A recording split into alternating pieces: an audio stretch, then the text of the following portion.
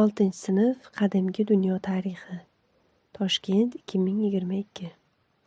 14-mavzu. Ahamoniylar davlati. Qadimgi Eron aholisi va davlatlari.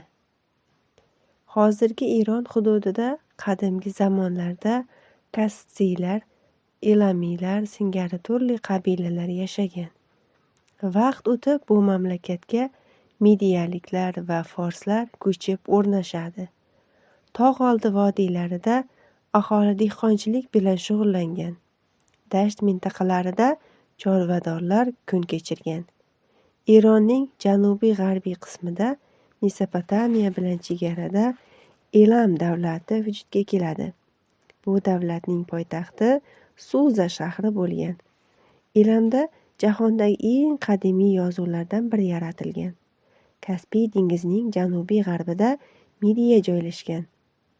Miloddan avvalgi 7-asrda podsho Kiaksar hukmronligi davrida Midiya qudratli davlatga aylanadi.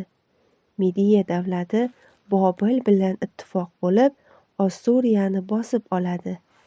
Eronning janubida Fors ko'rfaziga tutashib ketgan yerlarda Fors viloyati, qadimgi forslar o'rnashgan o'lkada ham davlat vujudga kelgan. Kerl II Fors hukmdori. Miloddan avvalgi 558-yilda Ahamoniylar sulolasidan bo'lmish podshoh Kerl II barcha forslarni o'z hukumati ostiga birlashtirgan. Midiya podshohligini bo'ysundirganidan so'ng Kerl II ulkan lashkar tuzdi va bosqinchilik yurishlarini davom ettirdi. Armaniston, Midiya va Bobil zabt etildi. Forslar O'rta Yer dengizi sohiliga chiqib, Falastin va Finikiyani bo'ysundiradi. Kerl IIning istilochilik siyosatini vorislari Kambiz II va Dorobir ham davom ettirdi. Kambiz II Misrni zabt etish orqali Fors davlati hududini nihoyatda kengaytirdi. Kitobda Kerl IIning zamonaviy surati va Ahamoniylar davlatining xaritasi keltirilgan. Diqqat bilan o'rganing.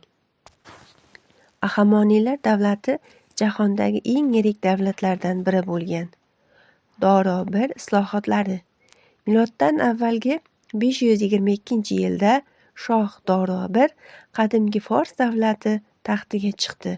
Bu paytda bosib olingan barcha mamlakatlarda qo'zg'alonlar alangalanib ketdi.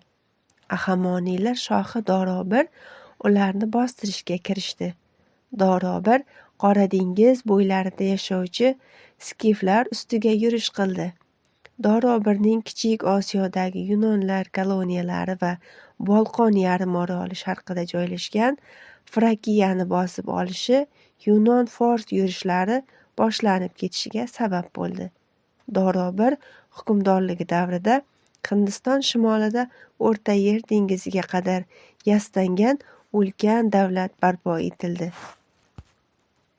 Dorobir butun mamlakat uchun Darik deb nomlangan yagona oltin tangani muomalaga kiritadi. U qadimgi Fors podshohligi qarorgohi Persipol shahridan O'rta Yer dengiziga qadar shoh yo'li deb ataluvchi savdo yo'lini qurdirgan edi. Dorobir qo'shinlarni qaytadan tuzdi. Saltanatni satrapiyalar deb nomlangan alohida harbiy ma'muriy o'lkalarga bo'lib chiqdi. Qadimgi forslar madaniyati. Suza, Ekbatana va boshqa shaharlar Ahamoniylar davlatidagi muhim savdo markazlari bo'lgan. Persipol shahrida Dorobir va Ksirksning turli xonalar va 100 ustunli zali bo'lgan saroyining qoldiqlari saqlanib qolgan. Saroy afsonaviy va xayoliy qushlar tasviri bilan bezatilgan edi. Persipol saroyi devorlaridagi bo'rtma naqshlarda Ahamoniylar bo'ysundirgan ko'pgina elatlarning tasvirlari saqlanib qolgan. Ular asosan Fors shahriga ulpon keltirayotgan holatda tasvirlangan. Qadimgi forslar mixxat belgi yozuvidan foydalangan. Fors shohlarining bitiklarida Bexistun va Naqshi Rustam qoyalariga, shuningdek, Persipol saroyi devorlariga o'yib yozilgan. Ular yurishlar, qo'zg'olonlar va davlat hayotidagi muhim voqealar haqida ma'lumot beradi. Makedoniyalik Aleksandr miloddan avvalgi 230-yilda Fors davlatini bosib oldi. Kitobning bu sahifalarida Dorobir joriy qilgan oltin tanka, Dorobir taxti sovg'alar qabul qilish marosimi va Persipol xarobalarining zamonaviy suratlari keltirilgan.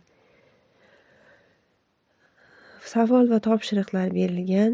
Undagi savollarni diqqat bilan o'qib, mavzuni qayta-qayta eshitsangiz, albatta tushunib olasiz. Qadrli kuzatuvchilar, kanalimizga obuna bo'lib qo'ying. Mavzumiz yoqqan bo'lsa, sizdan layk kutamiz. Mavzuni kerakli do'stingizga yuborib qo'ying va saqlab qo'ying. E'tiboringiz uchun rahmat.